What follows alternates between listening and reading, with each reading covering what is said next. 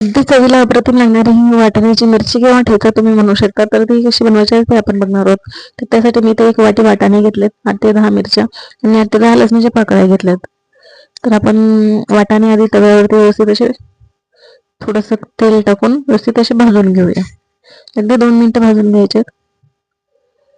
तर त्याचा रंग चेंज झाला पाहिजे, तर ते आपण काढून घेऊया.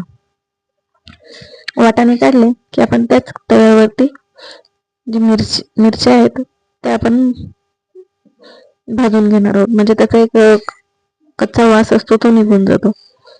तर मिरच्या सुद्धा मी इथे 2 मिनिटं तेलावरती थोड्याशा परतवून घेते.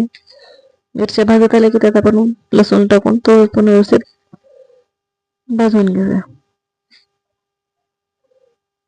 दोन्ही व्यवस्थित असं भाजलं गेलं तर ते आपण काढून घेऊया. तर आता इथे मिक्सरचे भांडे घेतले, त्यात मी आधी मिरची आणि लसूण फिरवून घेते, म्हणजे तो बारीक होतो व्यवस्थित.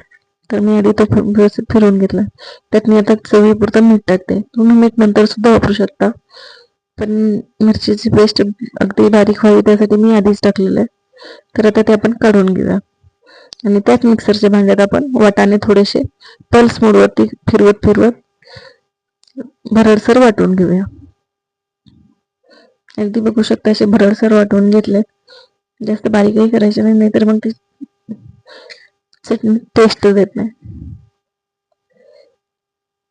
तर आता आपण इथे काढून घेतले. तर आपण कढई ठेवूया एक गॅसवर आणि त्यात मी ते 2 चमचे तेलाचा वापर करते. आणि तेल थोडंसं गरम झालं की त्यात आपण अर्धा चमचा जिरे टाकणार आहोत. तर इथे जिरे टाकून घेतले.